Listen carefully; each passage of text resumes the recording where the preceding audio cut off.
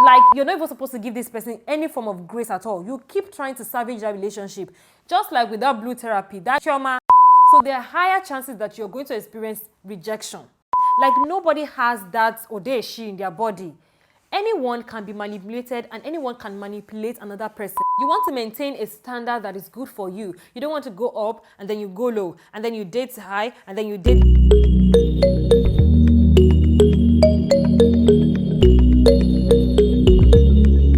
Hello beauties, hey guys, welcome back to my channel. How are you all doing? Welcome to another episode on the Girl Chat series, and I'm so glad that you tuned in for another conversation. And if you're new here, welcome to my channel. My name is Yemi, and this channel is all about inspiring you to own your life, live up to your potentials, and to be your best self. But we're currently on the Girl Chat series, and this is episode 3. And I'm super excited that you are here, you clicked on this video, you are joining the conversation, and I'm hoping that before you leave, you are going to subscribe, and you're going to turn on your bell notification, and you're going to give this video a thumbs up, and you're going to do everything nice on this channel, okay? But anyway, today we are going to be talking about dating 101, adulting 101, relationship 101. Whatever you want to call it, but we're going to be talking about dating. So I was watching this video on YouTube, this series, Blue Therapy. It has like 3 episodes, and I was just filled with so much emotions. I was angry, I was, upset, I was laughing, I was amused. It was just a whole lot of emotions going on while I was watching that series, and I'm sure a lot of you must have seen that on YouTube. And so it kind of drew me back to my dating experiences, and if you know me, I'm more of a prevention is better than cure kind of person. I feel like there are a lot of mistakes that we can avoid, which is like the whole essence of this series, for us to have conversations and, to discuss on the issues, the topics on adulting as a lady, watching that series just brought back memories of my dating experiences, and I just thought to share with you guys and just draw tips and advice from my dating experiences. So this video is going to be kind of like advice for dating advice in your 20s, because I dated in my 20s. So yeah, that's like the vibe of this conversation, and I would really love for you to leave your comments, share your opinions in the comment section as well. So let me take you guys down memory lane. Let me do a little flashback to my dating experience, my dating journey. And as I kind of tell the story, I'm going to draw the lessons I want to talk about as I go, okay? So yeah, that's what I'm just going to do. So I've only dated 5 guys in my entire life, and I know for some people that may be a lot. The way I said only, for some people that may be a lot, but I've only dated 5 people in my life, and for some people it may be too small. It may be like, you didn't even try, you did not test the waters. But anyway, it's not so much about the number of people I've dated, but about the age. So I started dating quite early. I started dating at the age of 16. Yeah, at the age of 16. But no, I did not start dating while I was in secondary school or in high school. I started dating after I had graduated from secondary school. I finished secondary school at the age of 15. I started dating 16, going on 17, I guess, because this guy I dated, I met him on the bus when I went to write post-UME exams to gain admission into the university, and he was kind of coming back to his own school. He was in his final year at the university in the city I resided at the time, and then he was a law student. He was quite young, let's say 23, 24 or thereabouts. So we met and we started dating, but it didn't last long. It was for, let's say, 3 months or so. Maximum 3 months. I don't think it's up to 3 months. And before then, I've heard a lot of people talk about, dating in university. People say that, when you get to the university, the first person you date, you're kind of stupid, and the person will manipulate you or use your head, and you would be abused, kind of something along that line, like you don't know what you're doing. So I wanted to date before going into uni. I wanted to date before going to the university. I wanted to have the experience of dating. So yes, that was why I agreed to date that guy. It felt good. I just wanted to know what it's like to be in a relationship before going to uni. And at the time, I had this mindset that boys are a distraction. I had this belief that boys are going to stop you from making it in life. Like, and from early on, I had this feeling that I was going to be great. I don't know, everybody feels that way, like you're going to be successful and great and all. But I had that feeling that, yes, I'm going to be somebody significant in life. And so, the way your parents always tell you that, boys are distraction, don't go near boys. I took those words seriously. And words are very important for me. Like, no matter how much you scold me, you punish me, if you don't say anything to me, it doesn't affect me. So I'm that child, I'm that kind of person that I take words seriously. So when my parents used to say, boys are, when my dad, when he used to say boys are distraction, don't do this, don't do that, you get pregnant and you will not have it, like your life will just be somehow if you date early. I took those words seriously. And so I always felt like boys are just a distraction. But when I knew that now I'm going into the uni and I just wanted that experience. So all along, let's just say I was emotionally on guard. I just did not let my guard down. I was always so uptight and it spread towards other parts of me, other areas in my relationship, but I was just always on guard. So, that leads me to the first thing I want to say. Number one, date smart. Date intelligently. If you're in your 20s, if you're in your I wouldn't even advise you to date in your teens, okay? Because I started dating in my teens doesn't mean you should do that, okay? I would not even advise you to do that, and I'll get into that, later in the video. So the first thing I would advise you to do is to date smart, date intelligently. Just the way people say, work smart, don't work hard. You don't want to make so many mistakes in your business. You want to learn from other people's experiences, other people's lessons, what people say about business, right? It's the same way in a relationship. You want to date smart. You can learn from other people's experiences. You can learn from what people say around you about dating, right? Especially because you are young, you don't have that experience and you don't know so much, okay? So make sure you listen to what people say. Make sure you take words seriously. Make sure you look at the people around you. I saw some people around me at the time as well that some of them were married, some of them were in a relationship that I was always like, why is this woman not thinking about herself? Like, don't you want to become anything in life, even at that age?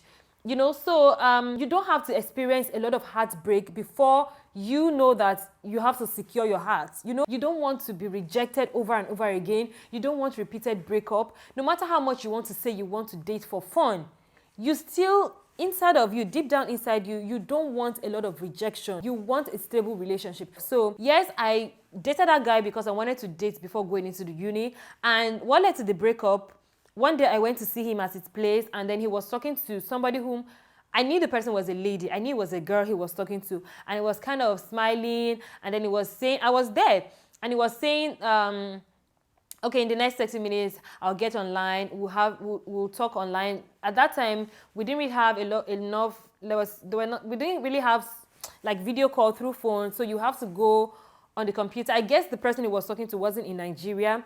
So he was like, okay, in the next 30 minutes, he's going to go to the cafe. He doesn't have internet connection. And it was just like, and I was just there sitting and I was like, I'm sure this person is a lady, the way he's smiling. And I was like, I beg, I don't have time for this. Even though I knew that this relationship is not going to last, but I didn't want to be disrespected at the same time. So I just got up. He was sitting in the middle of the conversation. I just got up and I left. And we didn't really have anything together that I was going to feel attached to him. No, the highest we did was probably kiss. He used to talk a lot. He was a lawyer. He used to talk a lot, as in he was a law student. And I didn't really say much. So I wasn't really feeling the relationship, so I let him go. Now, this is not to say, again, I'm still coming into the other part of the G's. This is not to say that I did not make any mistake in relationship, as on top of my game as I was emotionally on guard as I was. It doesn't mean, I'm not trying to give you the impression that I did not make any mistake in dating, okay? I did make some mistakes and I wouldn't say I have any regrets right now. Those experiences, those mistakes are part of what made me, like, it's part of my process, it's part of my journey, and so I don't have any regrets. And that's why I'm sharing now, so that somebody out there who is like, I don't know what to do, I didn't know the right thing, and blah, blah, blah. Now you have enough information, okay? And another thing I would say from that experience is also to develop emotional intelligence, okay? You want to develop emotional intelligence. And I'm saying this because for me, I'm not saying I was emotionally intelligent. I I didn't know how to process my own emotions properly, and the best way I could was to be on guard. So I wouldn't say I was emotionally intelligent, but at least to an extent, compared to every other young girl, I wasn't emotionally loose, right? I wasn't that fragile. I wasn't that weak. I was at least well put together in terms of my emotions. I didn't find it difficult to let somebody go. I didn't find it difficult to, just leave a relationship when it's not working. So you want to make sure that before you start dating, you are in tune with your own emotions. You are not emotionally loose. You're not fragile. You're not weak. Because at that age, you cannot handle rejection. You cannot handle breakup. You cannot handle repeated patterns that your body is not comfortable with. And that's why you see a lot of people, even later on in life, they still find it hard to leave. People say things like my first love. People say things like your first love is hard to forget and stuff. Like, I'm not judging anybody who has gone through this phase. I'm just saying, like I said, prevention is better than cure. So if you are not already in that situation, this is what you can do. Make sure that some of the things that you are currently dealing with, some of the things that make you want to seek attention, like you are trying to get it together. And I always say that everyone needs therapy. Like everyone, we have one form of experience in life that is not so pleasant, that, you just need time to get over. So before you start dating, make sure that at least you have your emotions put together. Okay, so now let's fast forward to uni. So I kind of dated 3 people at the same time. Not like at the same time, like I was in a relationship with 3 people at the same time. I mean, they were all kind of intertwined within that period of uni, like within 200 level, 300 level, and 400 level. I didn't do 100 level in my uni. I got admission through direct entry. So I started dating this guy who is the only age mate I have ever dated. Because everybody around me, they were dating, they had boyfriends, and we were all talking, and I didn't want to be the one that would be the odd one out, basically. And it's very common, you don't want to be the odd one out. That's why you just go into a relationship. That was the case as well. So I just dated this guy, and within 2 weeks, we broke up. Like within 2 weeks, we broke up because he was just asking for things that I knew I wasn't ready for, and I just broke up. And that's another thing I would say, which is point number 3, is to know your deal breakers. Determine your deal breakers. This still boils down to the fact that you should date smart. You want to take this dating thing seriously if you want the best out of it, right? You want to take it seriously, even in your 20s. I know a lot of people get married young now, and I know a lot of people graduate early. So a lot of people are actually dating in their 20s nowadays. So you want to know your deal breakers. You want to determine your deal breakers. And I would say that you should try to create a balance between what you want and what you need when you are trying to figure out your deal breakers. Because a lot of time people just come up with random stuff and call it their deal breakers. As I've mentioned before, I wanted somebody who was a Christian. I wanted somebody who was in a different profession. I wanted to date a dark guy. I wanted to, I just knew even as mundane as these things are, it was a deal breaker for me. Also, you want to try to create a balance because we all want something and we need certain things. So you want to create a balance between your wants and your need when you are, determining your deal breaker. You want to maintain a standard that is good for you. You don't want to go up and then you go low, and then you date high and then you date down, and then you do this and you do that. You want to maintain a standard. And that is why you need to know your personal standards. You need to know your deal breakers before dating, okay? So yes, the guy was asking for things that I knew that I wasn't ready for, and it was just, the best thing to do was just to leave. There's no point trying to say, oh, because I still want to be in a relationship, I still want people to think I have a boyfriend, let me just stay here till eventually something I did not want, I wasn't ready for, happened. I just left. The third guy I dated, yes, he was a core member in my unit at the time, and then he used to come around. He was just very nice. He helped me out during the time, and then I was one of those people that dated core members. Yes, I'm proud of it. But anyway, he just used to come around. He was much older, as I said, and then he was just more matured. He used to talk about life. He used to share his experiences, and I was just fascinated by that. I think I kind of, I'm attracted to intelligent people. I'm attracted to people who are sound, somebody who I can learn from. I just don't want... The truth is that I don't like the pressures of relationships. So we kind of gelled, and then over time he finished his NYC, he left. During that time we didn't do any hanky-panky. And when I mean hanky-panky, what you may be thinking, we did make out once in a while, and that's just the truth. But, you know, that's just what it was. It wasn't anything deep. But I just really liked the guy, and, you know, he was just very understanding. And, yeah, so he finished, he got a job somewhere else, and he was at a distance. So it was okay for me to tell people, oh, I'm dating. But he was, you know, at a distance. He was far away. But at the time, there was also this person. This is the fourth person now. This person was way, way older. Now, is the oldest person I dated. And he came off from an angle. And I'm saying this because there's a point I want to draw from it. So it came off from a place of, and initially started off as somebody I just did not want to reject. Because it was much, like it was just kind of, I won't call it undue influence, but at the beginning, I just was like, okay, just go. It wasn't like I was actively involved in the relationship. And then over time, he started to talk about, I thought he was like godly. You know, he's not a bad person, okay? He's not a bad person, but he seemed to me like somebody who was godly. And he came across to me like he has prayed about it, like I am his future wife, you know? And I wasn't spiritually I wasn't in tune with my faith. I knew God. And that was why when he came to me as somebody who he said, like, you know, I was the one for him based on faith, kind of. I didn't want to say God in this case because I know God is not an author of confusion. So it came across as that, and I was like, oh, this is God thing. And I knew God, but I wasn't deep into the relation. I just was like, okay, if he's spiritually matured and he says it's God, let me just have him around just in case it's God's will for me till I mature and I grow. Let me just keep him there. So I was actively in the relationship, but I did not like him. I did not like him. Let me tell you guys, I feel like I treated that person badly.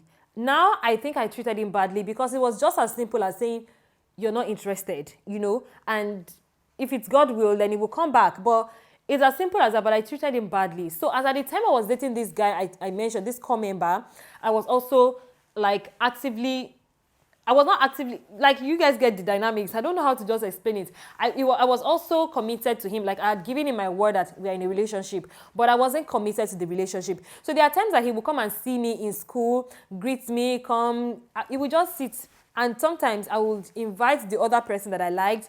He would be in my roommate's room and I'll just be gisting with him. Like, there was a day like that both of them came to see me at the same time. One was in my room. This other person was in my room. He was just there.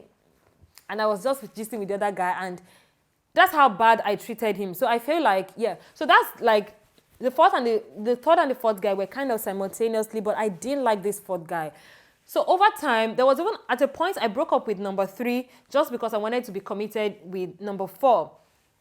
Just so that I just thought it was God's will. I just had him around because I felt like I didn't want to miss out on God's plan, which is another thing I would say. Sometimes, again, it boils down to you being emotionally intelligent and being matured before you date. I had no reason dating this guy because I just wanted to have him around just in case it's God's will. Like, I wasn't that matured I wasn't spiritually sound, but I wanted the benefit of being a child of God. Do you get? I didn't want to miss out on God's plan. At the same time, I just had him around, and it was also complicating my entire life, and it was also annoying having to deal with 2 relationships at the time. At one point, I broke up with him, and I was like, you know what, I'm not doing this. As I grew older and I became more matured, and at this time, I was still 19, 20. So you can imagine, when I'm supposed to be reading and doing other things, my father must not watch this video. When I was supposed to be reading and doing other things, I was there dealing with complications of dating 2 people at a time. You guys can imagine. But then I'm just being real in this video. So that was like what happened. I think I treated that other person badly. And what I want to say here is that God is not a God of confusion. Maybe there's anybody out there and somebody's telling you you are his future wife and you've not seen any sign, God has not told you anything, or you're not spiritually matured. Please wait it out, okay? Wait it out. Don't have the person around. Don't deal with the complications of dating somebody or even getting married to somebody because they said you are the person God told them. And I broke up with him, and even after I broke up with him, years later, while I was dating my husband now, he still came back and still told me that, yes, I'm the one. At that time, I was now getting in tune with my faith, and I actually prayed about it. In fact, he told me that we should pray together, we should fast and pray together about it. And I was like, okay, fine, let me even do this. But I knew I did not like him. I just knew I did not like him. As he was a good person, but I did not like him. We're not just compatible. So after praying and all, I didn't get any, like I didn't, and I was just like, you know what? And I was 21 at the time, because I was already a graduate. I was in NYC, preparing for NYC, doing that. 21, yes. I was waiting for NYC at the time, and it was like, he really wanted to get married to me. And as young as I was, he had been pursuing me for marriage early on, but I still didn't see marriage as a big deal. Yeah, so that's it anyway. And then another advice I want to give, this one is based on what I see around me. I don't really have a personal experience with this one, and that is, don't ignore red flags in your 20s. And I'm saying this because this is something that, this is a skill you want to build. This is something you want to make a part of you, because the moment you begin to, the moment you know how to identify red flags, and then you are able to unplug yourself from that situation, from that relationship as quick as you can, the better for you in life. Because that way, you know how to maintain your standard. You know how to, you know how to protect your own self. You know how to put yourself first. You know how to take care of your mental health. You know how to take care of yourself, because over time, see, let me tell you, anybody can manipulate anyone. Okay, you can manipulate someone, I can manipulate someone, and someone can manipulate me at the same time. Nobody is above manipulation. Like, nobody has special powers, nobody has special anything. You're not a superwoman that you cannot be manipulated. You know, I mean, emotionally manipulated or whatever, in whatever form. Like, nobody has that or they, she in their body. Which means that once you begin to see, identify red flags, and as I said before, you want to know, maintain your standard. You want to know your deal breakers. You want to know those things that you can't take. And anything you cannot take is a red flag for you, okay? But on the general, there are certain things that are generally a red flag. For example, when someone disrespects you, when someone disregards your values so much that you don't even remember who you were. When you try to save a relationship so much that you don't even remember who you are, you lose yourself completely, right? That is a red flag. When they diminish you so much that your self-esteem is completely gone, that is a red flag, generally, for anyone, okay? Talk more of your own personal red flag, right? Once you build that skill, once you know that skill, as you go through adulting, as you mature, it's something that you are used to. It's a part of you that once you're in any relationship that you begin to see, you are quick to leave. You don't want to start giving people grace. Toxic people, you don't want to start giving them grace. And I'm saying, okay, I even think I have a personal experience with this. Like, now, one of these guys, the second guy I said I dated, that was my age mate, later on, I dated him in 200 level, like first semester. Later on in 300 level, second semester, we kind of came back together again, and that was because he had an accident, and I kind of felt for him. I was trying to take care of him and all. Somehow we just started dating again, you know, and it was a bad mistake. And even this, the third guy as well, I broke up with him at a point because he forgot my birthday and blah blah, and a point I knew that he wasn't faithful, he was always lying. I knew all of those things. I broke up with him somehow because, okay, I want to share a date. We got back together, and I was already seeing certain things that were red flags for me. Maybe not a general red flag like, okay, they were disregarding me, they were abusing me, blah blah blah, but there were red flags things that I did not like, that did not go down well with me. But I came back, we dated again, and it was a disaster last, you know. You don't want to ignore that. You don't want to keep giving people benefit of doubt. You don't want to do that, because once you begin to do that early on, it's something that subconsciously becomes a part of you. That even when you're not supposed to give this person grace, like you're not even supposed to give this person any form of grace at all, you keep trying to salvage that relationship. Just like with that blue therapy, that Chioma, just with the case of Chioma, trying to salvage a relationship that you can see that these are red flags everywhere. Just maybe, if you look back, she started giving people that grace early on in our relationships. She's not used to giving people grace, and eventually it doesn't make sense. So there has to be a balance. But you don't want to begin with that, okay? You want to become matured. You want to grow. You want to mature in this dating thing. That's if you really have to. But anyway, now the last tip or the last advice I want to point out in this conversation is that you shouldn't date in your 20s. Okay. I know some people will come for me. Don't date in your 20s, okay? And there is a clause. Don't date in your 20s if you don't understand everything I've been saying, everything I've talked about until this point. If you don't understand what I've been saying, if you don't understand that you should date smart, if you don't understand that you should not ignore red flags, if you don't understand that you need to know your deal breaker, if you don't know how to develop emotional intelligence, if you don't know any of these and there's nobody to guide you, please do not date in your 20s. And when I mean 20s, I mean in your teens to your early 20s. Don't date at this period if you don't understand anything I've said so far. Because in your 20s, it's either you're dating someone who is way above you, like in terms of age, and there's a possibility that that is undue influence. There's a possibility that that person is going to use your head. Or you are dating somebody who is your age mate. And there's also the possibility that a higher degree there's a possibility that both of you are not matured. So there are higher chances that you're going to experience rejection and heartbreak. And if you even decide to date someone who is lower, someone who is below your age, haba. Do you want to date a 13-year-old guy or a 12-year-old boy or a 40? That's child abuse, right? So how does it profit you if you have not mastered all of these things that I've talked about? Point 1, point 2, point 3, point 4, maybe point 5. I don't even know. Now I'm not even sure. But if you don't understand any of this, please do not date, okay? Make sure that you're properly guided by someone who you look up to and you actually respect and you like what's the outcome of their dating. You know, maybe you like their marriage, maybe you like their relationship. Just make sure that you don't date, okay? Above all, make sure you don't date, okay? And let me tell you, the honest opinion, to round it up, this is not an advice. This is just something I have, over the years, I have learned and I would advise anyone on a personal level, and I'm just putting it out there, okay?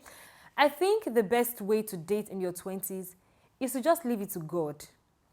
To be honest, that is just the best thing you can do for yourself. Like, date in your 20s with the principles in the Word of God. Having it at the back of your mind, because that's the only way, even if that relationship doesn't work out, that's the only way you're going to leave that relationship without trauma, without feeling so rejected, without feeling down, that it would affect you in future. I know people that the trauma of their first relationship, they still carry it even in marriage. When you date with the principles of the Word of God at the back of your mind, that's the only way you can scale through this phase.